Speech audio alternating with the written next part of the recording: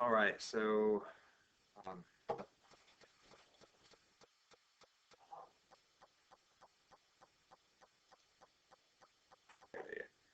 all right, I had a student ask a question about when to use the equations and the kinematics problems. So let's, in response to that, let's work a kinematics problem that's in the exam.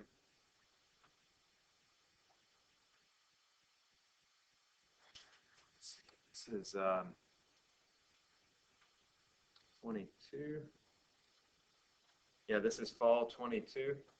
So let's look at question number 12. This is fall 22, number 12. And then after I do this, if y'all have any specific questions, then we can address those. But this is a question that a student asked. They asked, how do I know which equation to use when you're approaching these kinematics questions? That's a legitimate question. So let's, they're all legitimate questions, right? I'm just going to first write down my equation. V equals V naught plus A times T, and then X equals V naught T plus 1/2 AT squared. Like I recommended to you in class, that when you get your bubble form, you have a little square in the middle of the bubble form. I would write those two equations there. That way, even if you memorize them, that you have memorized them, but that they're just there before you, and you don't need to write them down every time. You can just look at them. And then write down everything that I know. I know that it's initially at rest. Look for words like that, or that it comes to a stop. If it's initially at rest, that gives me V naught is equal to 0. It speeds up to 60 meters per second. That means that V final is 60 meters per second, and that the time is 10 seconds. And I want to know what distance does it cover. Well, first of all, if I'm looking for distance, that means that I need to know what x is. And so if you want to know what x is, well, you know, x is only given in this equation, this kinematics equation. So I need to know x. What else do I not know? Well, I don't know x and I don't know a. And so in that case, I have an equation with two unknowns. I can't solve an equation with two unknowns. So what I have to do is, well, I have to figure out what is a. And so I look at this other equation and see what I know there. I know v, I know v naught, and I know t, so I can solve for a. So I'm now solving for that equation to find a. So the first step is, I'll say 60 equals 0 plus a times t, which is 10 seconds. That means that a is equal to 6 meters per second squared. And as I would expect it to be, it is positive because this object, this car, is speeding up. It's going in the positive direction and it's speeding up. Now for the second step, I now can find x. So I say that x is equal to v naught. That's 0 times 10, or I can just leave that term off altogether because 0 times any number is 0, plus 1/2 of a, which is 6, times 10 squared. That's 3 times 100, or 300 meters. So in short, the answer to that question is look at your equations and determine what do I know and what do I not know. And also, what am I being asked to determine? In this case, I was asked to determine x, and in order to find x, I had to find the acceleration sort of on the way. I had to figure that out before I could answer the question of what is x. I'm pretty sure that I think you have 2 or 3 kinematics questions. At least 2 of those are that kind of problem where it's a multi-step problem. You have to solve for one thing before you solve for another. So be prepared for that. Also in the free response, as you know, that is a system of 2 equations with 2 unknowns. So each equation has the same 2 unknowns. We can work through one of those if y'all like. So that was a question that a student had sent in. Y'all have other, yeah, Maya? On this exam, yeah, 18. Come back and do 17 too. Okay, yeah, so you're going to have a question like this too. This is number 18 on fall 22. Have a velocity versus time graph. And all of a sudden, when I hear velocity versus time graph, I think first that the slope is equal to the acceleration and the area is equal to the distance. I remember that for v versus t graphs, that those two things are true. The slope is the acceleration and the area is the distance. And here I want to know what is the area that it's traveled in 5 seconds. So going from 0 all the way to 5. That means I want to know the area underneath that line. I'm going to break it into how many pieces? How many pieces would you break that into? 3, right? I have a triangle, a rectangle, and then another triangle. Remember, the area of a triangle is 1/2 base times height. The area of a rectangle, of course, is just base times height. Be careful that you're using the axes. So this triangle has a base of 2 and a height of 4. I'm not counting the squares there. That's my point. I'm looking at 0 to 2 and then 0 to 4. So 1/2 of 2 times 4, that is an area of 4. The next one has a base of 2 and a height of 4. So its area is 8 meters, that's the units. And then this last one has a base of 1, a height of 4, 1/2 of 1 times 4 is 2. And then I add up those 3 areas. So 8 plus 4 plus 2 is 14. That's the easiest way to do that. On a couple of occasions, pretty sure I didn't do this, but on a couple of occasions, I have given you a V versus T graph where it's not linear. And in that case, if you get something like that, you're just going to make an estimate. Like you might say, well, this is a triangle right here. This is a rectangle right here. And then that's a triangle right there. Just sort of estimate it with shapes and then determine the area in that way. And then pick the answer that's closest. If that's the case, I don't think I did this on the exam. I'm pretty sure I didn't.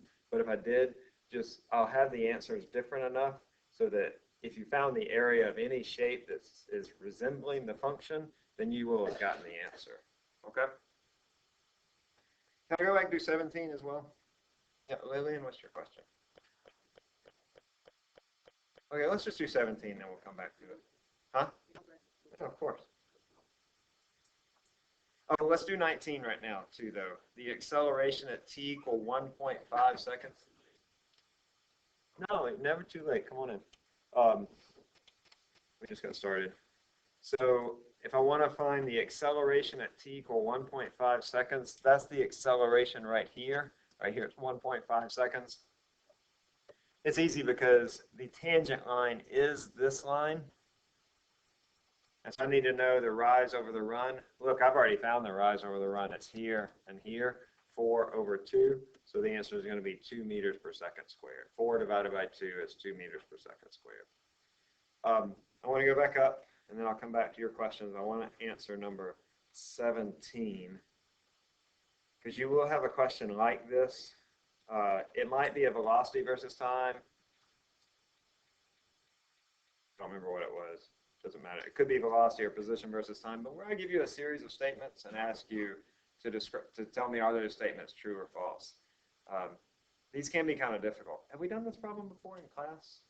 Do we have this exam in your workbook? No. Okay. Oh, we've done one similar to it. So first of all, the object is stationary at points B and D. True or no? Yes, true. The reason it's true is because the slope at each of these places is 0. So true. The object has a positive acceleration as it moves from point A to B. So let's think about that. I have a negative velocity, and here I have a velocity equal to 0. So it means it's slowing down, and so if it's slowing down, the acceleration is what in this case? Positive. If it's slowing down, the acceleration is opposite the velocity. Often we think that negative acceleration is slowing down, but that's not always the case. In this case, because it's slowing down, but it's traveling in the negative direction, that means it has a positive acceleration. If the two are opposite one another, it's slowing down. And so it is slowing down, and the velocity is in the negative direction, so it does have a positive acceleration. The speed at points C and E is the same. True or not? Yeah, true. Because the slope of these two lines are equal to one another, or at least the magnitude of the slope, which is the speed. If it said the velocity at point C and E is the same, not true because the velocity includes the direction. And one would be like +2 and the other would be -2. But this is right. And then question number 4, the acceleration at D is 0. True or no? Not true. Very good. The velocity is 0, but the acceleration is not 0. Let's think about what the sign of the acceleration is. Well, what do y'all think? Is it positive or negative? Negative, right. Let's think this through. Look, I have a positive velocity here, and it's slowing, right? Because big slope, small slope. So it has a negative acceleration here. And on this side, I have a negative acceleration, and it's speeding up.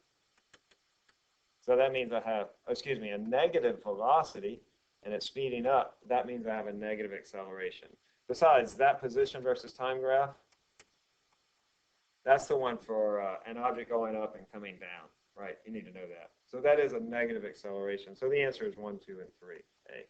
That's a trick. It's not tricky, but it's difficult. Right? There's some high order stuff that you have to think through. This question on the exam is probably the hardest question on the exam, in my opinion, unless you just really struggle with numbers. And then, that solving the equations and the free response, that might be difficult for you. If numbers are just a big challenge for you, that might be difficult. Or, yeah, probably that one too. But you know what that one is. You don't know exactly what this one is. It'll be something similar to this. Now, Lillian.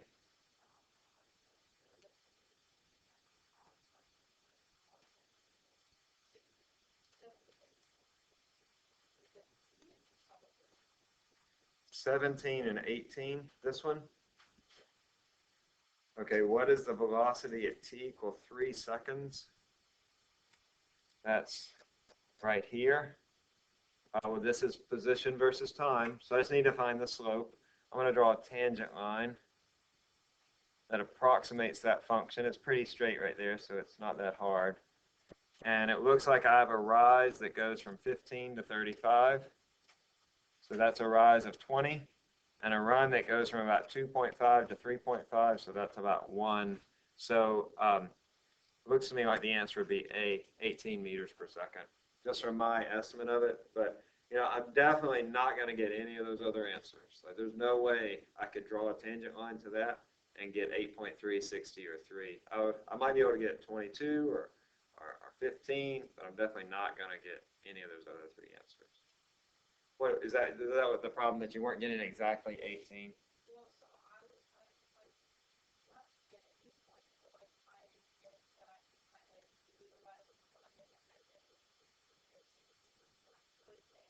Yeah. No, you did that right. You did it the right way. You're not a computer, so you can't, and you don't even have the numbers anyway. I mean, you could actually calculate the best fit line. It's not that hard if you have the data. But I'm just asking for an approximate best fit line. But the actual answer to that is 18 for that particular function. But I'm just looking for a ballpark. And once you get close to it, then you know that's the answer. That's why, like I said, on this one, these answers are also different. I don't have 18, 15, and 20 up here as options because I don't expect you to be that accurate. You have another question about this? Okay, it's a similar thing. Okay, so at 1.4 seconds, what distance has the object traveled? Oh, so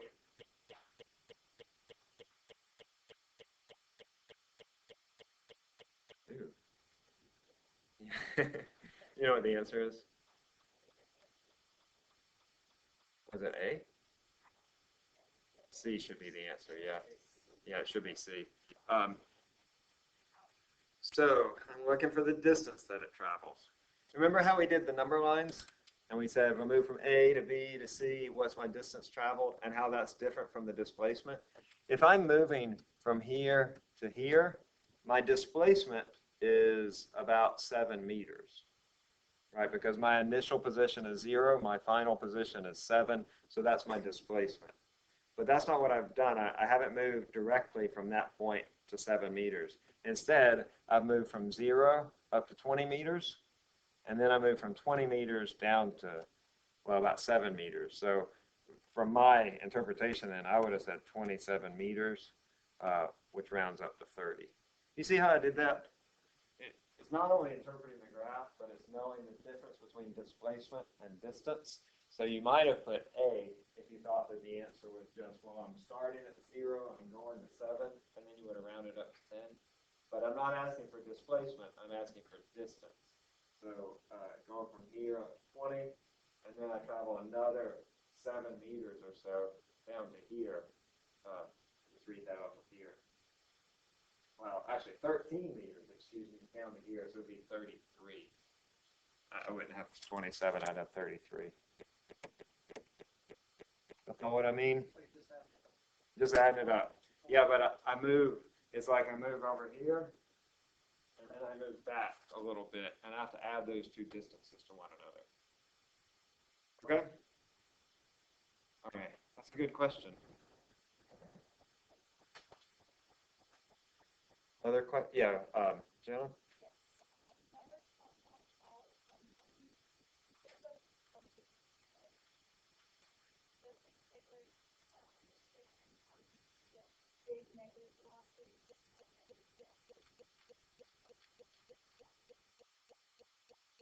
This one right here, number 20. So the number on a V versus T graph describes the slope of the position versus time graph. So whatever this value is will describe the slope. Up here, this is 0, and let's say this is, I don't know, minus 10, just to give it a number. So the slope on my Y versus T graph should be negative 10. Okay? And then as I move through time, say the slope here would be minus 5. And then the slope here would be minus 1. That my slope starts out big and negative, and it moves to a smaller negative value. It approaches 0. So the first thing I want to look for is look for graphs with negative slope. That would not be this one and not be this one. Both of those have positive slope. And then the next thing that I look for is which one has a big negative slope to start. And that's going to be which one? B is right. And then it gets smaller. So here I have a slope of minus 10, and here I have a slope of minus 1. The slope gets shallower, but the slope is still negative. So I look at the value on the V versus T graph, and whatever that numerical value is, or I don't have numbers on here, but you can imagine, is it big or small? That describes the shape of the slope that you have. Okay? Good? Sydney? Sydney? Yeah.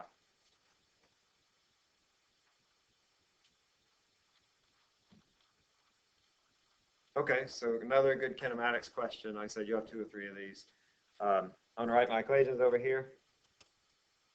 Not even reading the question yet. I'm just writing my equations over here. That'll help me to think about how I'm going to approach it. And then I'm going to write down everything I know. It's initially at rest, so that's V naught is equal to 0. It travels 40 meters with an acceleration equal to 20 meters per second squared. Make sure I get my sign right. It is starting at rest and speeding up, so in the positive direction, so that acceleration should be positive. And then I want to know what is its speed after it travels that distance. Well, that would be V, right? So I want to know that value, but I don't know T and I don't know V. So I can't solve for that. So I also need to find T somehow.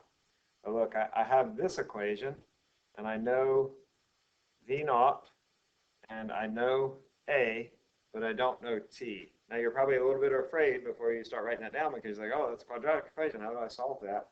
But fortunately, V naught is 0. So I have X, which is 40. This whole term goes away because V naught is 0. So I just get 40 equals 1/2 of A, which is 20 times T squared. I don't know if we solved one like this in class, but let's just go through solving this. Half of 20 is 10, and then I divide through both sides by 10. So I get 4 equals T squared. And how do I get rid of the square? Square root it. So I square root that T squared. I have to square root both sides. And so t is equal to 2 seconds. So I have t equal 2 seconds. Now I can solve for v. V is equal to 0 plus 20. That's the acceleration times 2, which is going to be 40. Okay? Yeah, is that what was catching up the quadratic equation there? If you ever think you have to use the quadratic formula, you don't. Okay, you don't have the quadratic formula in there. If you have an equation like this, most likely that linear term, that's the v naught t term, will go to 0. Almost certainly that's what's going to happen. Yeah, fine.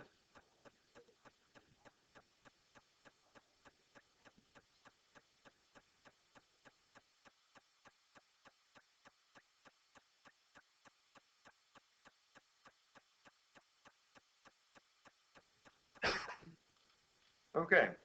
Yeah, so there are a number of ways you could approach this, and you will have one, of course, something like this. You're going to have a unit conversion that involves British to metric or something like that, and then that'll have a power, a square, or a cube in it.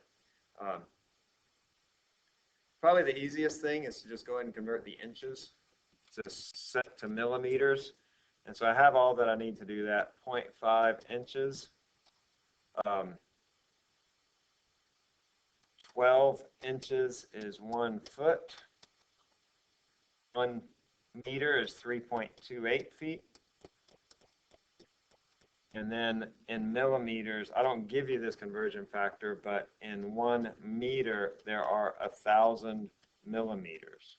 Or you could say in 1 millimeter, there are 10 to the minus 3 meters. Either of those would be correct. I like thinking about it in that way.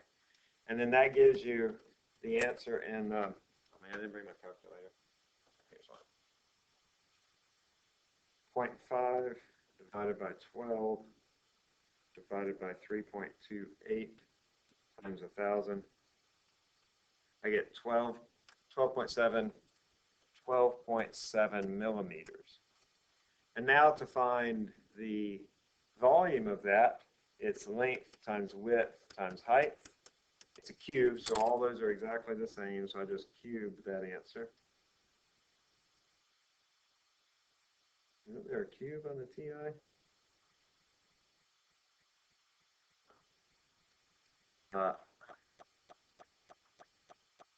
2,000, I think. Yeah, 2,049. So D is the right answer. Definitely going to have one like that, okay? So be prepared for that. You're going to have a triangle, find the side, find the angle. You're going to have unit conversions. You're definitely going to have dimensional analysis, all that stuff that we did in chapter 1. You're going to see that as well. All right? Yeah. Number 12. Not going to see that. So that, did I list that? I might have listed, it might have gotten swept up as a chapter 2. I don't even know why it's there. Exactly. Yeah, not going to see it. That's a vector problem, so you're not going to see it. Okay?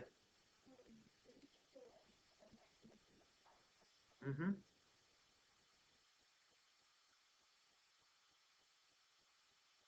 All right. So I'm going to go through them quickly, okay? I just want y'all to see them, and it's good for y'all to work through them, but stop me if I'm going too fast. So the first thing to do, I like to draw a picture first. Goes up, comes down. I know that v top is equal to 0. I know that the initial velocity is 32 meters per second. The first question that I'm going to ask is, what is the total time that it's in the air? So to do that, I say that v is equal to v naught plus at. That is v top, which is 0, equals 32, plus negative 10 times t top. And so t top is equal to 3.2, but t total is equal to twice that, or 6.4 seconds. So up here I got 3.2 seconds, down here I got 6.4 seconds. All right, as I move from that, for part B, I'm looking for the maximum height, that is y equals v naught t plus 1/2 ayt squared. Sorry, you don't need the y. We're going to have subscripts in the next chapter. 1/2 at squared. Now, I have to figure out what is the t that I use. I'm looking for the height at the top. So that's my 3.2 seconds. So that's 32 times 3.2 plus 1/2 of negative 10 times 3.2 squared.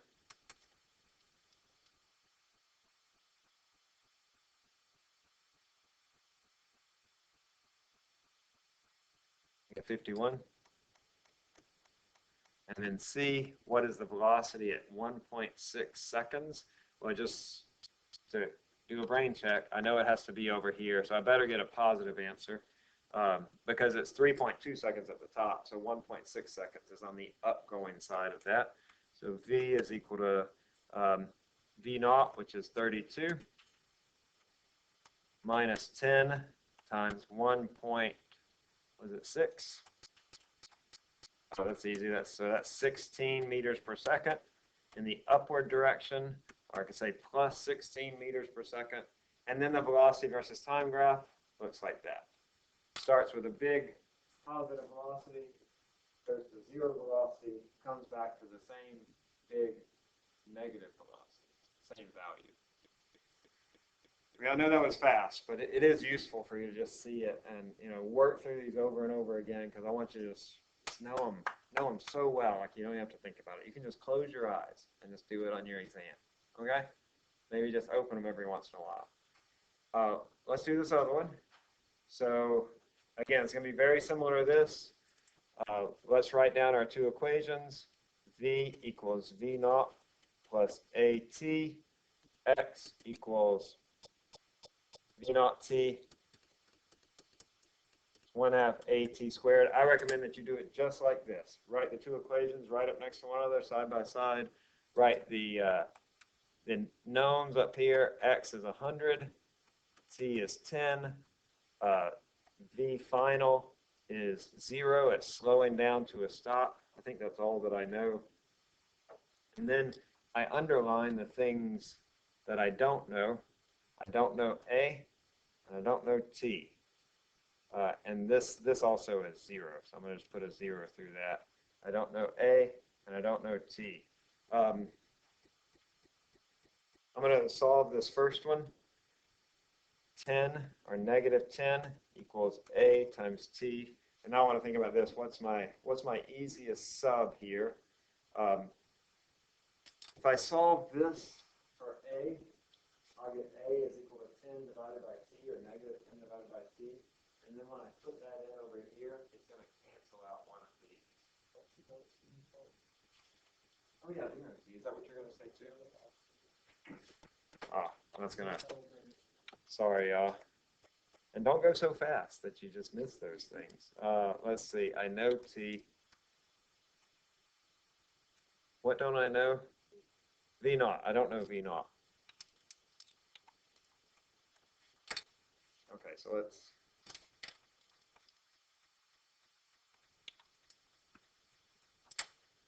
think about that's good, since I know T, I don't have to worry about that quadratic. I'm going to solve this over here as V naught is equal to, let's just say, negative AT. And then I'm going to, you see how I did that? Just solve for V naught. And now that I have that, which is going to be equal to negative 10 times A, I can take this and plug it in for V naught. Now I have an equation. X is equal to negative 10A times T plus 1/2 AT squared. And I know everything there except for A. So that's 100 equals negative 10 times 10, 100A plus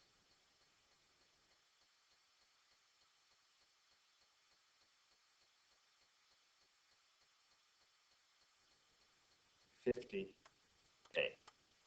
That's right? Is that right? Yeah. Now I have 100 equals negative 50A, or A is equal to negative 2 meters per second squared. That's what I think it should be. It should be negative, slowing down to a stop. Now that I know that, I can come over here and I get the velocity initial, negative 10 times negative 2. Just plug it in the value for A. is positive 20. So that's V naught. Okay? Always start with this equation, because this doesn't have a quadratic term. It'll be easier to start with this one, and then usually you're plugging that into some unknown over here. There's going to be some judgment call, and you want to make the second equation to solve as easy to solve as possible. Which, if you don't really see, you want to get rid of that quadratic term, cancel out another t somehow. Okay. Okay, and then this one last question. This is the one I was describing to you earlier. I have a velocity versus time graph. The acceleration, or the approximate acceleration at 1.75 seconds, that's right there. I just find the slope of this line. Just draw a good approximate line. It has a run of 0.5, a rise of 8. And so the approximate acceleration is rise over run. 8 divided by 0.5 are 16 meters per second squared. Negative, excuse me, negative. The rise is actually negative 8. I will be looking for that sign, okay? So if you just get positive 16, you're going to get half off. And then to find the total distance, well, I can draw three shapes here. Here's a triangle. These two triangles are identical, and I know that they both have an area of 2. That's 1/2 base times height. 8 times 0.5 is 4. Half of that is 2. So both of these have an area of 2. And then an approximate rectangle right here, which has 1 on this side, about 9 on this side. So I would say that has an area of 9. And then it's going to be 9 plus 2 plus 2 equals 13 meters. That's the total distance traveled. Or something close to that. 10 to 15 I would probably accept. Okay? Those are good questions. You're going to see them. So hopefully, it'd be great if you could work through them in 10 minutes. But you have plenty of time, so just take the 20 minutes or so. But make sure that you know them cold, that you know them really well. Probably the second problem is the hardest, huh? Is that the hardest for y'all, that system of 2 equations? Probably, yeah, maybe not. Negative 16, well, that was the slope of this line right here. Just looking at that line, I know that it's negative, but where the negative comes from is in this number. It's actually a negative rise because it's starting high and going low. And so when I do rise over the rise of it, which is, it would be 0 minus 8, I would get negative 8. Okay, but I always just look at the line because I know that this line is negative, it has a negative slope, and then just go back and check and make sure I got the sign right. Check your signs, check your signs, check your signs. That's really important. Okay, what else, y'all? These are great questions. Ashton and then Mia.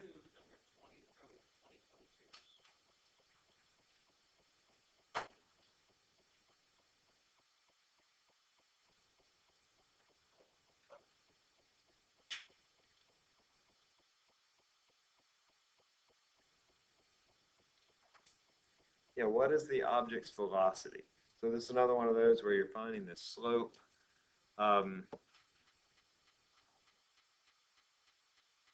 Just going to draw sort of a line right here.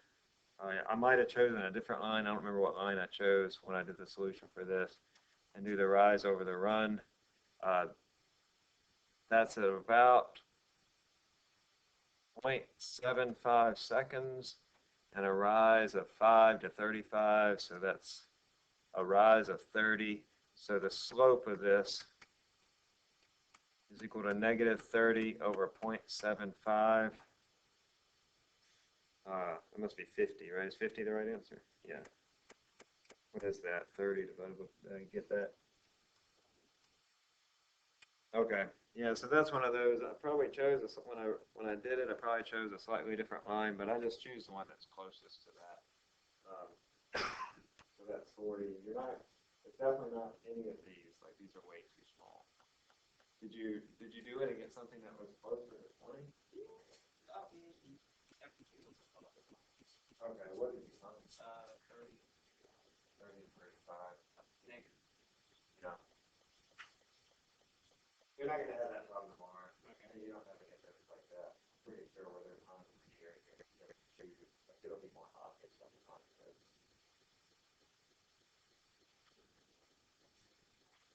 Well, I was trying to estimate, I don't know the scale, but it looks like it's about 4.25 and about 5 here.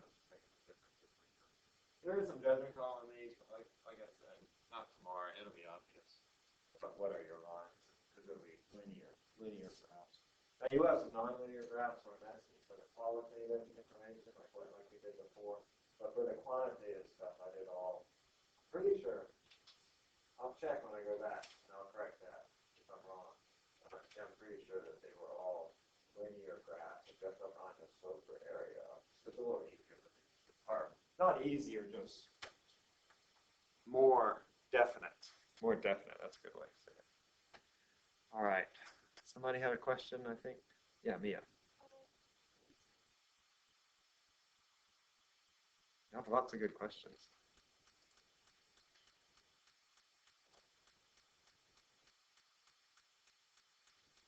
$21? Oh, that was back when I did nuclear response. Okay, so this is a velocity versus time graph. And I want to know the instantaneous acceleration at V. Oh, what's the slope at V? It's 0, right. That line right there, the slope is 0, so E is the right answer. Did I have the answer wrong in the key or something? Okay. Okay, all right, it's okay. We're allowed to make mistakes, but not on the exam. Don't make mistakes on the exam.